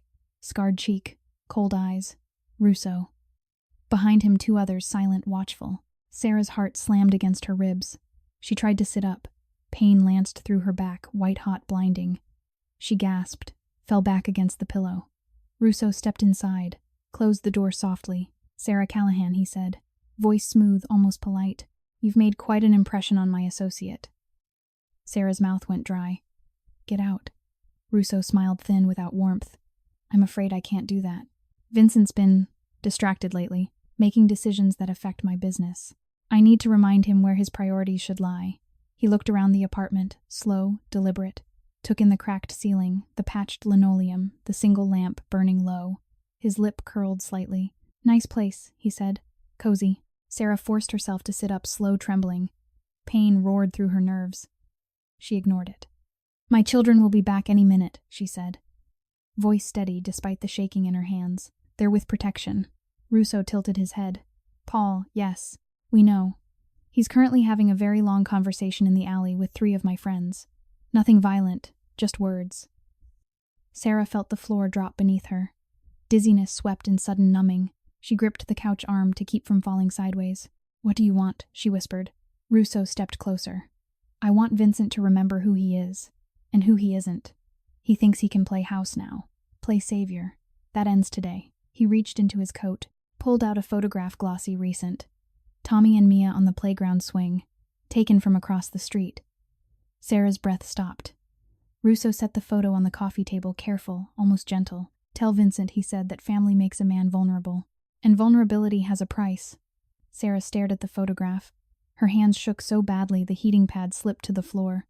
"You leave them alone," she said, voice cracking. "They're children." Russo's smile faded. "Then tell their father to stop interfering in my port shipments. Simple." He turned toward the door. Sarah pushed herself up, pain be damned. She staggered forward 2 steps. Her leg buckled. She caught herself on the back of the chair. "Wait," she said. Russo paused. Sarah's voice came out small, broken. "Please, don't hurt them. They've never done anything to you." Russo looked at her, really looked, saw the thinness of her frame, the hollows under her eyes, the way she trembled from pain and fear. For a moment, brief, almost imperceptible, something flickered in his eyes. Not pity. Recognition. The look of a man who had seen poverty before, who had perhaps come from it. Then it was gone. "Tell Vincent," he repeated. "He has until Friday." He left. Door closed softly behind him. Sarah stood in the center of the room alone, shaking. The photograph lay on the table like a threat made of paper. She sank to her knees, slow, careful. Pain exploded through her spine. She ignored it, reached for the photo, held it to her chest. Tears came, then silent, endless. She rocked back and forth, small keening sounds escaping her throat. Horror, fear, helplessness, all of it crashing together in waves, so violent she could barely breathe. Her children, her babies, threatened because of her, because of Vincent, because of a life she had never asked for. She pressed the photo harder against her chest, hard enough to crease it. Minutes passed, or hours. Time blurred. The door opened again. Tommy and Mia.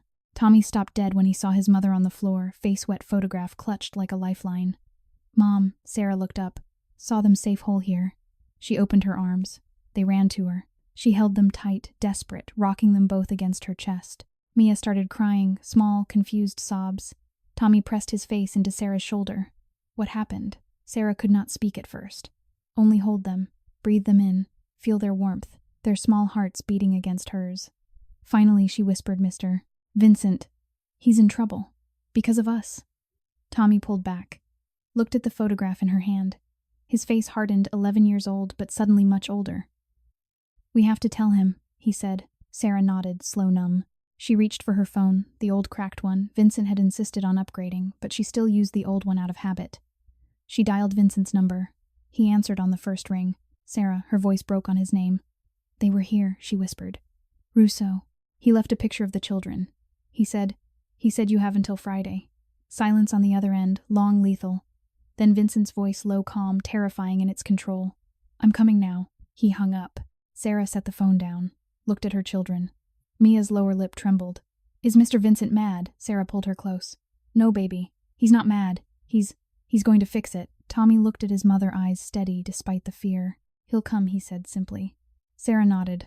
And in the quiet that followed, broken only by Mia's soft sniffles and the distant sound of rain, she felt the violent tearing inside her reach a new depth. Love for Vincent burning, consuming, terrifying. Fear for her children, sharp, endless. Hope fragile, flickering but alive. She held them tighter. Outside tires screeched on wet pavement. Vincent had arrived, and the storm that had been gathering for weeks was finally breaking. Vincent arrived less than 10 minutes after the call ended. The Cadillac did not slow at the curb. It stopped hard enough to rock forward on its suspension. He stepped out before Paul could open the door, coat unbuttoned, face set in lines of cold fury that made even Paul hesitate for half a second. He took the stairs, 2 at a time. The door to 307 stood slightly ajar. He pushed it open without knocking. Sarah was still on the floor, kneeling, arms wrapped around Tommy and Mia, the creased photograph clutched in her fist, like evidence of a crime. She looked up when Vincent entered. Her face was pale, streaked with tears, eyes wide with a mixture of terror and desperate relief. Vincent crossed the room in 3 strides, dropped to one knee in front of them. His hands hovered, wanting to touch, afraid to startle. Are you hurt? His voice came out rough, almost unrecognizable. Sarah shook her head, small, violent jerks. No, he didn't. He just left the picture. Said you have until Friday. Vincent's gaze dropped to the photograph. Tommy and Mia on the swing, smiling unaware. His children, captured in a moment of ordinary joy, now weaponized. The rage that rose in him was old, familiar, cold, precise, lethal, but beneath it burned something hotter, more dangerous fear. Not for himself, for them. He reached out slowly and took the photo from Sarah's trembling fingers, looked at it for 1 long second, then folded it once, twice, and slipped it into his inside coat pocket. They won't touch you again, he said. Quiet. Final. Tommy lifted his head from his mother's shoulder. His eyes were red but steady. He said you have to stop interfering. The port. The shipments. Vincent met his son's gaze, saw the fear there and the trust. The trust hurt worse than any threat Russo could make. I know, Vincent said. Sarah's voice came out small, cracked. What are you going to do? Vincent looked at her, really looked. Saw the thinness of her shoulders, the way her hands shook even now, the hollows beneath her cheekbones that no amount of food had yet filled. Saw the woman who had carried his son through years of cold nights, hunger, and humiliation. Saw the woman who had never once asked for help until help arrived in the form of a stranger who turned out to be family. Love for her burned through him, fierce, consuming, almost painful in its intensity. Not romantic, deeper. The love of someone who had failed once and would die before failing again. I'm ending it, he said quietly. Tonight. Sarah's breath caught. Vincent, he stood. I have to. Tommy rose too small, determined. I'm coming with you. Vincent looked down at him. No. Tommy's jaw set the same stubborn line Vincent recognized in his own mirror. They threatened us. My sister. My mom. I'm not staying here waiting to see if they come back. Vincent felt the words strike like a fist to the sternum. Pride, terror, love, all colliding in violent silence. Sarah reached for Tommy's hand. Tommy, please. Tommy looked at her eyes, wet voice steady. Mom, he's my dad, and they threatened you. I'm not hiding. Sarah's tears fell faster. She looked at Vincent, pleading, terrified, proud. Vincent crouched again, eye level with his son. If you come, he said quietly, you stay in the car. You do exactly what I say. No arguments. No heroics. You understand. Tommy nodded once. Vincent looked at Sarah. I'll bring him back. Both of them. Safe. Sarah's hand trembled as she touched Vincent's sleeve. Come back, she whispered. All of you. Vincent covered her hand with his own, held it there for 1 heartbeat, felt her pulse fast, fragile against his palm. I will, he said. He stood, took Tommy's hand, led him to the door. Mia clung to Sarah, watching them go with wide, frightened eyes. Be careful, she called softly. Vincent paused at the threshold, looked back at the woman and little girl, who had become his entire world in less than 2 weeks. I love you, he said, simple, raw, without preamble. Sarah's breath hitched. Fresh tears spilled. Vincent closed the door. The drive to the warehouse district took 23 minutes. Tommy sat in the back beside Vincent, silent, small hands clenched on his knees. Paul drove. Another car followed 2 trusted men, armed but instructed to stay out of sight unless necessary. Vincent spoke only once. If anything happens, he told Tommy, you get down. You stay down. You let Paul get you out. Tommy nodded. The warehouse loomed at the end of a deserted pier, rusted metal, broken windows, the smell of salt and diesel heavy in the air. 2 black SUVs waited outside. Russo's men. Vincent stepped out first. Tommy stayed in the car, Paul's hand on his shoulder, firm but gentle. Russo emerged from the shadows, same coat, same scarred smile. Vincent, he said. You brought the boy. Sentimental. Vincent stopped 10 feet away. Hands visible. Voice calm. Let's make this quick. Russo tilted his head. You closed the port to my shipments. You think you can play family man now. I need to know where your loyalty lies. Vincent's gaze never wavered. My loyalty is to them, not to you, not anymore. Russo laughed, short, ugly. Then you're finished. He nodded to his men. 4 stepped forward, slow, deliberate. Vincent did not move. Behind him the car door opened. Tommy stepped out small, trembling but head high. Russo's smile faded. Vincent turned sharp, furious. Tommy, get back in the car. Tommy shook his head. I'm not letting you do this alone. Russo watched the exchange, eyes narrowing. The boy has courage. Pity it's wasted. Vincent stepped between Russo and Tommy body, shielding his son. You want me, he said quietly. Here I am. Let the children go. Let Sarah go. This ends with me. Russo considered him, then smiled again, cold, calculating. Drop your weapon. Vincent reached inside his coat, slow, deliberate, pulled out his pistol, set it on the ground. Russo's men moved closer. Vincent looked at Tommy, eyes fierce with love and fear. Stay behind me, he whispered. Tommy nodded. Russo stepped forward, knife appearing in his hand, blade catching the sodium light. Vincent did not flinch. Then, sudden from the side, another figure. Joey, Tommy's friend from the neighborhood, the boy who had once warned him about mob guys, burst from behind a stack of crates. He had followed them, hidden in the shadows, watched, waited. He threw himself at the nearest man, small, fierce, desperate. The man stumbled. Chaos erupted, brief, contained. Vincent moved fast, precise, disarmed one, pushed another back, never once looking away from Russo. Russo lunged, knife flashing. Vincent caught his wrist, twisted. The knife clattered to the concrete. Russo snarled, fists swinging. Vincent took the blows, 2 to the ribs, 1 to the jaw. Did not retaliate. Instead, he grabbed Russo's coat, pulled him close. Look at them, Vincent said, voice low, lethal. Look at my son. Look at what you threatened. Russo struggled. Vincent held him. You have a choice, Vincent said. Walk away, or end here. Russo's eyes flicked to Tommy, small, defiant, standing beside Paul now. Something shifted in Russo's face, anger giving way to calculation, then to something almost like recognition. He stopped struggling. Vincent released him slowly. Russo stepped back, rubbed his wrist. You win this round, Moretti, he said quietly. But don't think it's over. Vincent's voice was calm. It's over for them. That's enough.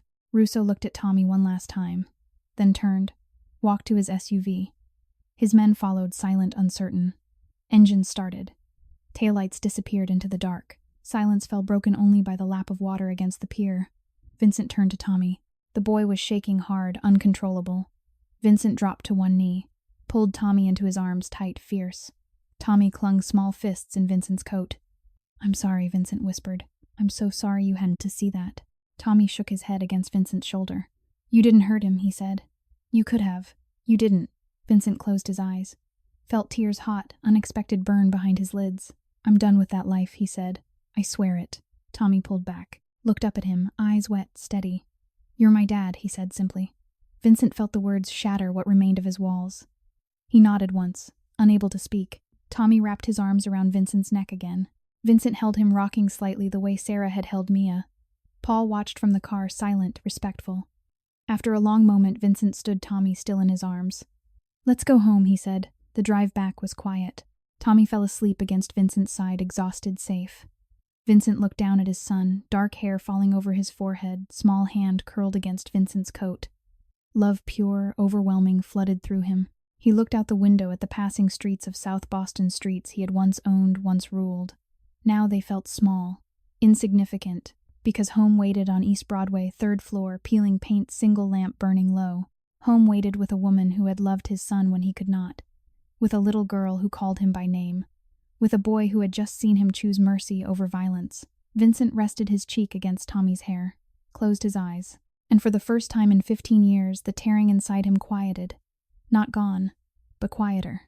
Because he had chosen, and he would keep choosing. Every day. For them. The Cadillac returned to East Broadway just before midnight. Rain had started again, fine and steady, turning the streetlights into blurred halos. Vincent carried Tommy up the 3 flights of stairs. The boy had fallen asleep against his shoulder during the drive back, small breaths warm against Vincent's neck. Paul followed at a distance, silent and watchful, then took up position in the hallway outside the door. Vincent knocked once, soft, careful. The door opened almost immediately. Sarah stood there still in the same clothes from the afternoon, hair loose around her shoulders, eyes red and swollen from hours of waiting. Mia slept on the couch behind her, small body curled under the cashmere throw Vincent had brought days earlier. Sarah's gaze went first to Tommy, limp, safe breathing, then to Vincent. She stepped aside without a word. Vincent entered, closed the door behind him with his foot. He carried Tommy to the mattress in the living room, laid him down gently beside his sister, pulled the blanket up to the boy's chin. Tommy stirred once, murmured something unintelligible, then settled again. Sarah watched every movement. When Vincent straightened, she was closer than he expected, only 2 steps away. Her hands hung loose at her sides, fingers twitching as though she wanted to reach, but did not know how. Vincent met her eyes. "He's fine," he said quietly. Nothing happened. Russo backed down. Sarah's breath escaped in a shaky rush.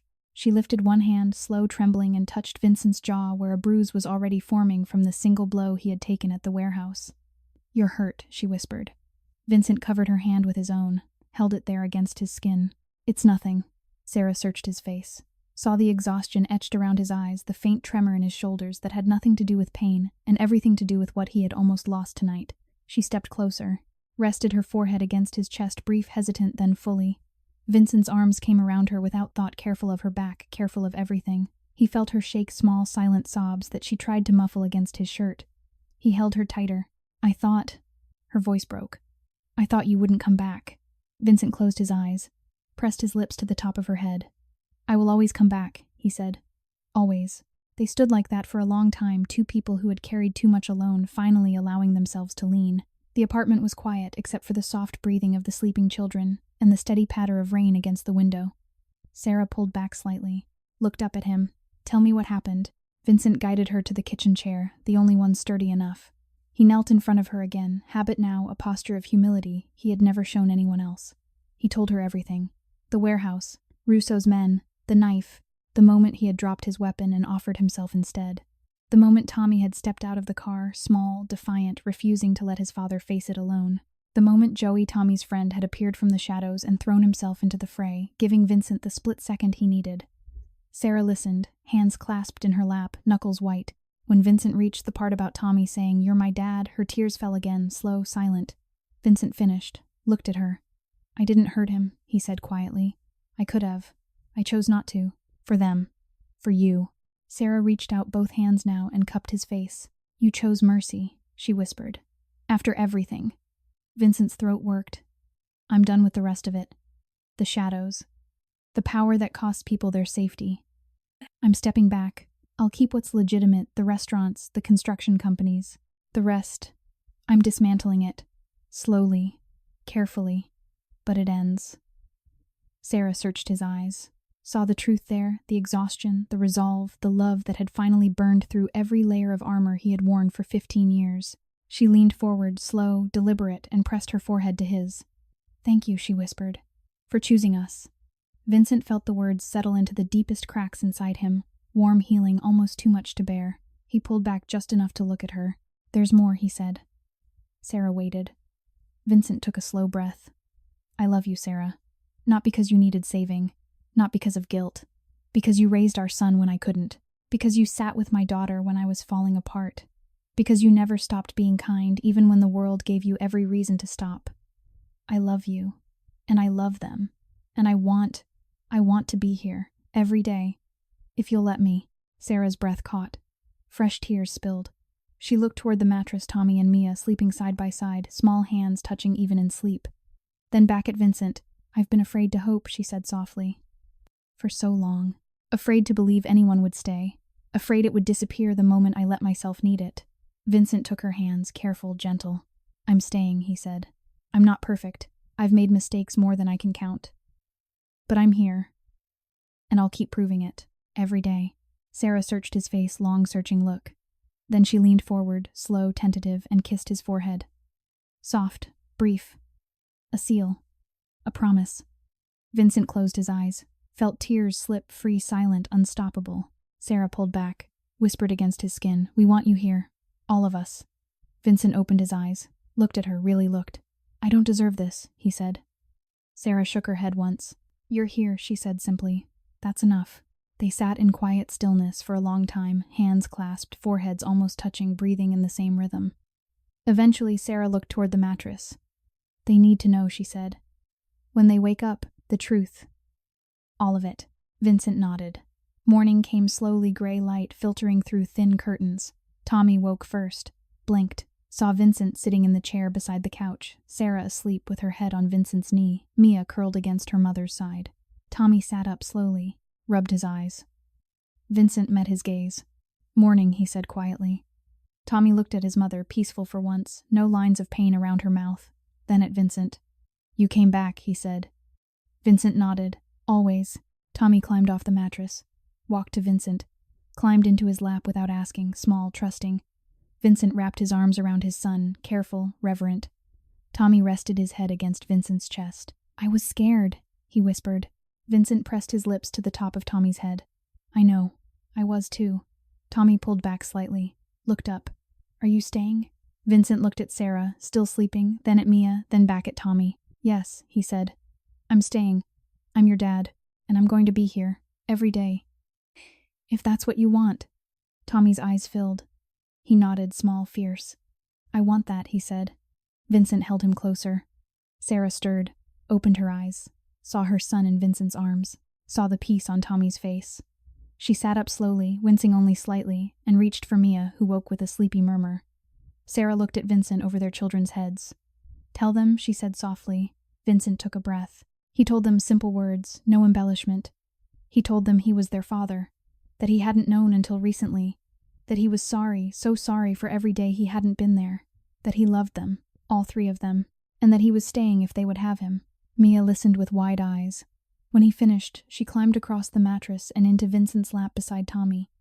"You're our daddy?" she asked. Vincent's voice cracked. "Yes, sweetheart. I'm your daddy." Mia wrapped her small arms around his neck. "Okay," she said simply. Tommy looked at his mother. Sarah smiled, small, tear-streaked, radiant. Tommy looked back at Vincent.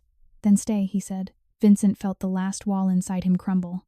He pulled all three of them close, Sarah leaning against his shoulder, Tommy and Mia in his lap. They sat together in the thin morning light, four people who had been broken by different kinds of absence, now finding each other in the quiet spaces between breaths. Outside, rain continued to fall, soft, steady, cleansing. Inside, a family began. Vincent held them, his family, and felt the violent tearing in his heart finally slowly begin to mend. Not perfectly, not completely, but enough. Enough to breathe, enough to hope, enough to stay.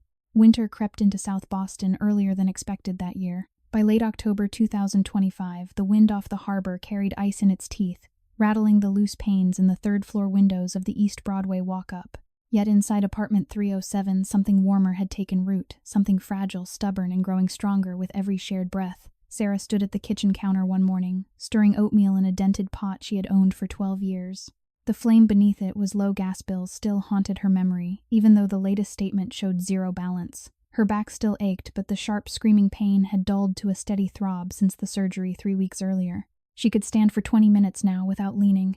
She could lift Mia onto her hip for a few seconds before the nerves protested. Small miracles. Daily proofs that healing, real healing, was possible. Vincent entered without knocking, carrying 2 paper bags from the Italian bakery on L Street. Fresh rolls, still warm.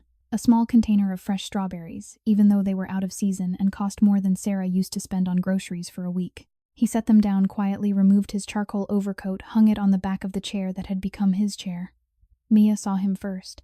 She ran small feet, slapping linoleum, and threw herself against his legs. "Daddy Vinny." The name had started as a slip of the tongue 2 weeks earlier. Mia had said it once, then again, then every day since. Vincent never corrected her. Each time he heard it, something inside him cracked open, a little wider light pouring into places he had kept dark for 15 years. He lifted her easily, careful, always careful, and pressed a kiss to her forehead. "Good morning, sweetheart." Tommy appeared in the bedroom doorway, hair still sleep-tousled. wearing one of Vincent's old t-shirts that hung to his knees like a nightgown. He looked at Vincent with the quiet certainty of a boy who had finally stopped waiting for the other shoe to drop. "Morning," Tommy said. Vincent set Mia down, crossed to Tommy, rested a hand on the boy's shoulder, firm grounding. "Morning, son." The word still felt new, sacred. Every time Vincent said it, he felt the old guilt rise, sharp, familiar. Then slowly, deliberately, he let it pass through him, instead of lodging in his chest. He was learning. Sarah turned from the stove, met Vincent's eyes, smiled, small, tired, radiant. "You're early today." Vincent shrugged lightly. "Couldn't sleep." She understood. The nights were still hard for both of them. Vincent often woke at 3 a.m, heart racing, certain he had dreamed the whole thing, the diner, the playground, the warehouse, the children calling him by name. He would sit in the dark in his Worthington Hills house, too large, too quiet, and stare at the photograph he now kept on the nightstand. Sarah, Tommy, and Mia taken on the common the previous Sunday. Then he would drive to East Broadway Park across the street and watch the third-floor window until the light came on. Only then could he breathe again. They ate together at the small table, oatmeal, strawberries, warm rolls. Mia chattered about a dream she had where she could fly. Tommy listened quietly, smiling every time Mia waved her spoon for emphasis. Sarah watched Vincent watch the way he looked at their children, as though they were miracles he still could not quite believe were real. After breakfast, Vincent helped Tommy with math homework, while Sarah gave Mia a bath in the narrow tub. Later, Vincent drove them all to the park, Paul following at a distance that had become routine. They walked the paths along the harbor. Mia ran ahead, collecting leaves that had turned crimson and gold. Tommy walked between Vincent and Sarah, holding both their hands. At one point, Tommy stopped, looked up at Vincent. "You're really staying right, like, forever." Vincent crouched eye level. "Forever," he said. "I promise." Tommy searched his face, long searching look, then nodded once. "Okay." They walked on. That evening, Vincent took them to dinner, not at the diner, but at a small family restaurant on the waterfront that he had quietly bought months earlier and renamed Callahan's. The sign was new, simple, wood-white letters. Inside, the tables were set with real linen candles flickering softly. No one stared. No one whispered. The staff greeted them like regulars. They sat in a corner booth. Mia colored on the paper tablecloth. Tommy read the menu with serious concentration. Sarah looked around, eyes wide, disbelieving. "This is yours?" she asked quietly. Vincent nodded. "It's ours now." Sarah's hand trembled as she reached for her water glass. Vincent covered her fingers with his own gentle steady. "You deserve this," he said. "All of it." Sarah looked at him, tears gathering again. "I never thought—" Her voice broke. "I never thought anyone would see us. Really see us." Vincent lifted her hand to his lips, kissed her knuckles, soft, reverent. "I see you," he said. "Every day, every moment, and I'm never looking away again." Mia looked up from her coloring. "Are you gonna marry Mommy?" The table went still. Sarah's cheeks flushed. Vincent's heart stuttered. He looked at Sarah, asking without words. Sarah looked back, eyes shining. She nodded once, small, certain. Vincent exhaled a sound between laugh and sob. "Then yes," he said to Mia. "When your mom is ready, and when you and Tommy are ready." Mia beamed. "I'm ready now." Tommy looked at his mother, then at Vincent. "I'm ready too," he said quietly. Sarah's tears fell, then happy healing tears. Vincent reached across the table, took her hand again. "We'll do it right," he said. "Slow, proper, with rings and vows and everything you deserve." Sarah squeezed his fingers. "I already have everything I deserve," she whispered. "You're here." Later that night, back in the apartment, Vincent sat on the couch with Sarah leaning against him, Mia asleep in her lap, Tommy reading beside them. The space heater hummed softly. The rain had stopped. Moonlight slipped through the cracked blinds, painting silver stripes across the floor. Vincent looked around at the patched walls, the mismatched furniture, the single lamp burning low. Then he looked at the people beside him. His family. He felt the last remnants of the old tearing quiet completely, not gone but transformed. Remorse had become resolve. Guilt had become gratitude. Power had become protection. He pressed a kiss to Sarah's temple. "I love you," he whispered. Sarah turned her face to his. "I love you too." Tommy looked up from his book, smiled, small, real. Mia sighed in her sleep. Vincent held them all a little closer. And in that quiet moment, surrounded by love that knew no color, no class, no border, he understood something he had spent 15 years running from. Wealth could buy buildings. Poverty could break hearts. But love, real love, could heal anything. It did not see skin. It did not count money. It simply saw people. And it stayed. The story of Vincent, Sarah, Tommy, and Mia reminds us of something quietly powerful. No act of kindness is ever too small to matter. A powerful man choosing mercy over violence. A struggling mother refusing to let pain steal her tenderness. A boy stepping forward when he could have hidden. A little girl offering trust without question. Each small choice rippled outward, touching lives, healing wounds, proving that knowledge of the heart matters more than anything else. That every lesson learned through suffering can become education for compassion. That true knowledge grows when we choose love over fear, that each lesson in forgiveness becomes education in humanity, and that real knowledge of another person's pain opens the door to deeper knowledge of ourselves. These are the lessons that matter, the education that lasts, the quiet knowledge that changes everything. We wish everyone watching this video good health, a joyful life, and daily peace. If this story touched your heart, please subscribe to the channel so you won't miss more stories that remind us what truly matters. Tap like, share this video with someone who needs it today, and help us spread these messages of hope and compassion. How did this story make you feel? Does it connect to something real in your own life? Share your thoughts in the comments below. We truly want to hear from deep within your hearts. Thank you for being here with us. We'll see you again in the next video. Disclaimer: all stories on this channel are fictional and created solely for entertainment purposes. Any resemblance to real people, events, or places is purely coincidental. Goodbye for now and take care.